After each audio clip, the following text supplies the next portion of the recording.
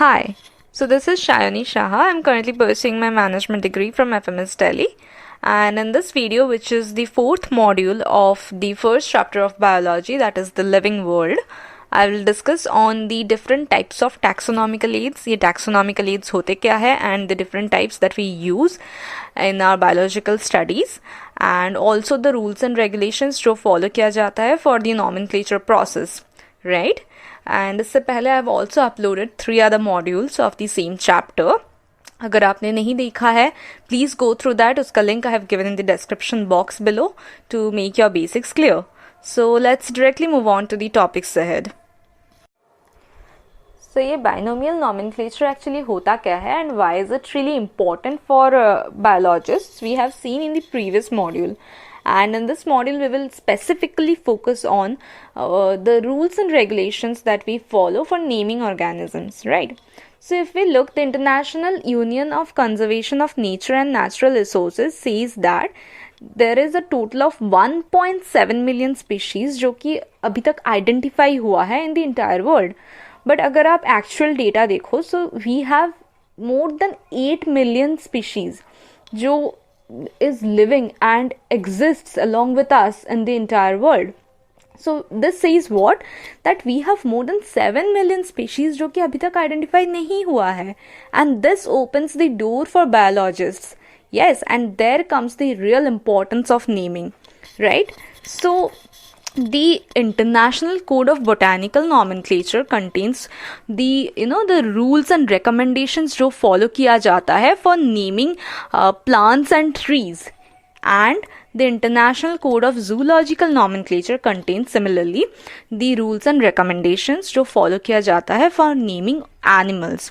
And this process of nomenclature used for the scientific naming of organisms was first developed by Carolus Linnaeus. Yes.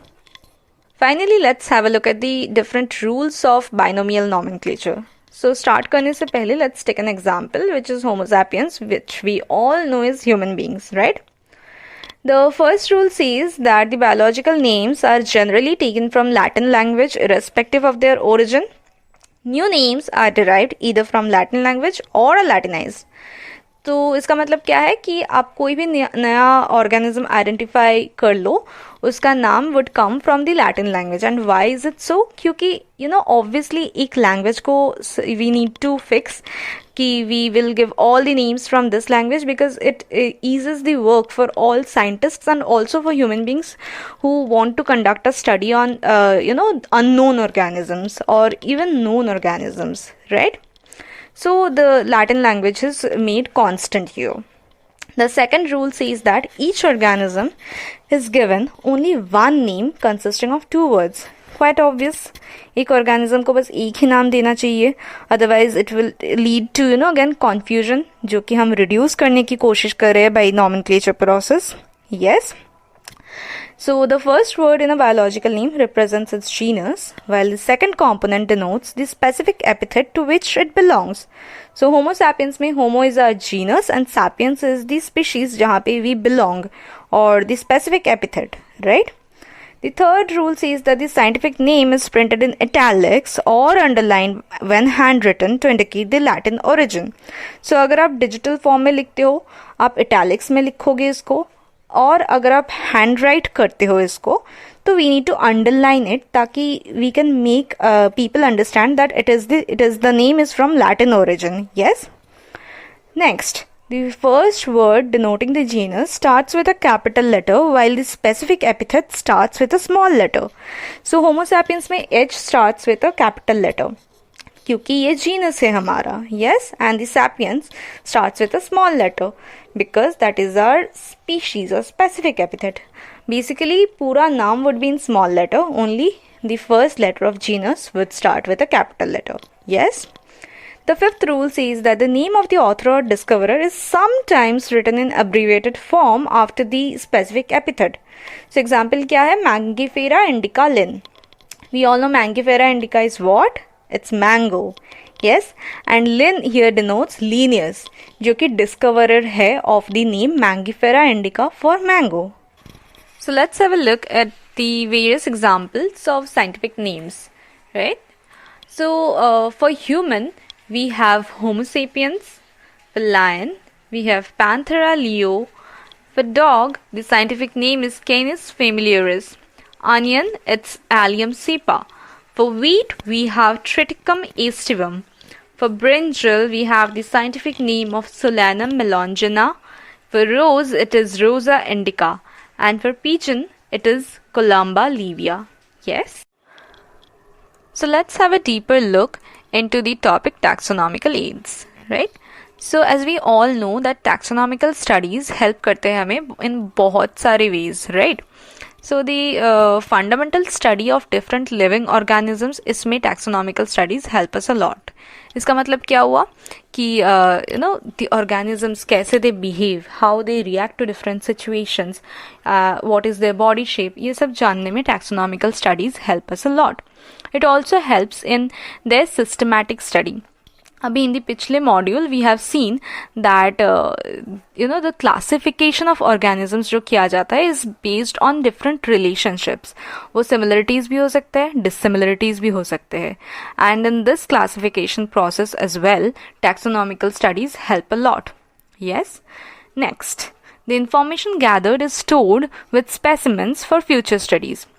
अभी हमारे scientists they found out many techniques and processes or procedures जिसके through we can store the information जो कि एक study से मिलता है. Yes, along with specimens. तो ये specimens basically preserve किया जाता है. So the specimens are the organisms जिसके ऊपर the study is conducted. So the places जहाँ पे these informations are stored along with the specimen are herbarium, botanical gardens, museums and zoological parks. So let's have a deeper look into these various locations. So ये herbarium क्या होता है? It's a storehouse for plant species, right? So plant species are collected, उस पे study conduct किया जाता है and then they are dried, they are pressed and preserved on normal sheets. And जिस sheet में the plant species is preserved, उसमें the details of the information that is collected from the study are also attached. So इस details में we need to add few mandatory details. So ये mandatory information जो we need to add to these sheets are date on which the specimen was collected, the place from where the specimen was collected, English name जो है specimen का वो attach किया जाता है, the vernacular or local name of the specimen, the botanical or the scientific name of the specimen, also the family name of the specimen is attached here, and the name of the collector जो specimen को collect करता है उसका भी नाम यहाँ पे attach होता है. So the examples of herbarium are the Royal Botanical Gardens of Kew, England, and the Central National Herbarium, Calcutta. Yes. So botanical gardens क्या होते हैं? It's an institution you can say. यहाँ पे बहुत सारे species of plants are collected और एक enclosed land में they are grown. और यहाँ पे these plants are identified and उसका नाम लिखा जाता है, the scientific name, the local name, and also their family name is written where they are grown. It is done for people, normal people like us, to identify and see these kinds of or different species of plants. So कुछ examples of botanical gardens are Royal Botanical Gardens, Kew, England, जो एक herbarium भी है, we have seen. The National Botanical Garden, Lucknow. Indian Botanical Garden which is present in Howrah, the Lloyd Botanical Gardens of Darjeeling. Yes. So अभी museum क्या है? Museum में both plant and animal species are killed and stored for future studies. Yes.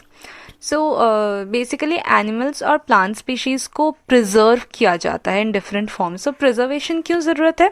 क्योंकि कोई भी animal और plant species cannot be there forever. So किसी ना किसी form में इसको preserve किया जाता है, right? So the species are sometimes dried and then they are stored.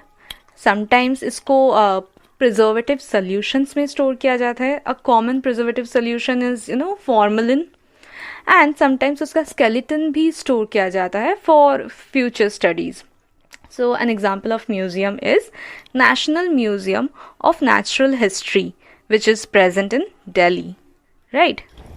So the next location for studies is zoological parks.